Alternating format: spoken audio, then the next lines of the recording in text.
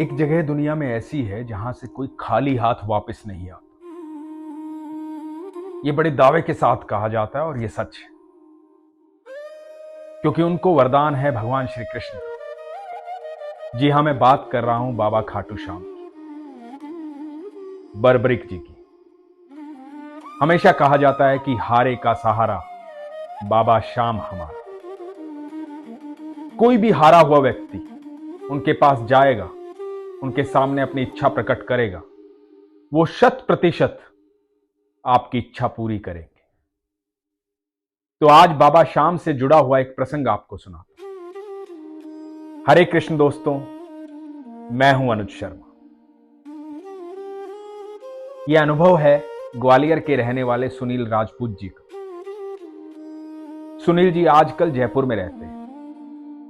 सुनील जी बताते हैं कि मैं हर महीने खाटू श्याम जाता हूं, हर महीने बाबा श्याम के दर्शन करके आता हूं, बाबा श्याम से मिल के आता हूं। बाबा श्याम पर उनको अटूट विश्वास है, हमेशा उनकी अनुभूति होती। फागुन के महीने में वो पैदल जाते हैं बाबा श्याम के दर्शन करने के लिए। तो सुनील जी बताते हैं कि फागुन के महीने में मैं बाबा श्याम से मिलने गया, उनके दर्शन करने गया। मैं जब मंदिर से बाहर निकला तो मैंने जूते जहां रखे थे, जूते वहां नहीं। मैंने इधर उधर काफी खोजा, लेकिन जूते नहीं मिले। मेरे जूते चोरी हो गए थे। बहुत भीड़ भी थी, कहां कहां ढूंढता। वापस घर आ गया। महीना बीता, क्योंकि हर महीने जाते हैं तो अगले महीने फिर गए। जब अगले महीने फिर गए तो नई चप्पल पहन के गए थे।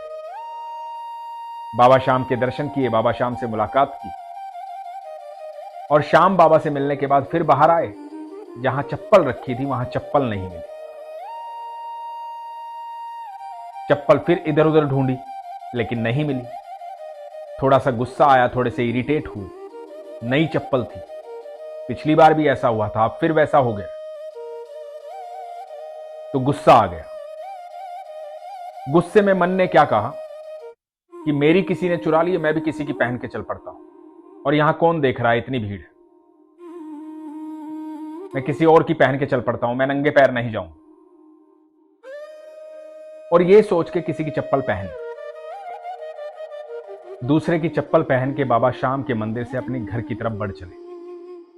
पड़ोसी ने कहा कि अरे क्या फर्क पड़ता है, कौन देख रहा है यहां, तुम्हारी चप्पल किसी और ने चुराई, तुमने किसी और की ले ली, क्या फर्क पड़ता है, चलो। ठीक किया। और करीबन 25-30 कदम आगे ही बढ़े थे तो सुनील जी को लगा कि उनकी पीठ में किसी ने कील जैसा कुछ चुभाया है, बहुत जोर से चुभाया है। गुस्से में पीछे पलटे कि कौन है ऐसा। जब पीछे पलटे तो देखते हैं कि उनसे थोड़ा सा दूर 70 साल के एक वृद्ध नृत्य कर रहे हैं।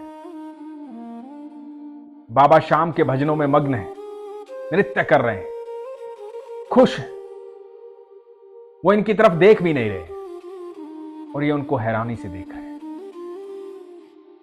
इनको एहसास हुआ कि ये बाबा श्याम का इशारा है, मैंने गलती की। ये वापस वहां गए जहां से चप्पल उठाई, वहां पर चप्पल रखी।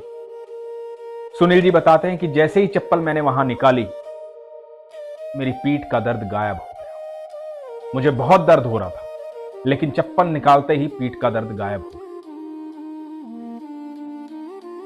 सुनील जी अपने पड़ोसी को बोले कि कोई देखता हो ना देखता हो, लेकिन वो सब कुछ देखता है, उसे सब दिखाई देता है।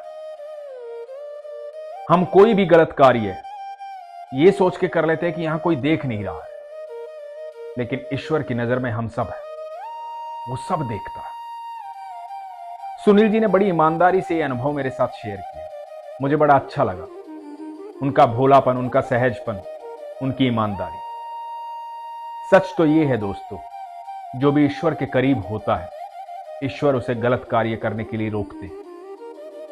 भगवान श्री कृष्ण ने कहा है कि मैं सबके साथ साक्षी भाव में रहता हूं, मेरा तुम्हारे कर्म से कोई लेना देना नहीं। तुम जो कर्म करते हो करते रहो, पाप और पुण्य तुम्हारा है, क्योंकि वो कर्म तुम्हारे हैं। मैं सिर्फ देखता हूं। तो उद्धव ने पूछा था कि प्रभु आप देखते रहते हैं और लोग पाप करते रहते हैं, आप कुछ नहीं करते,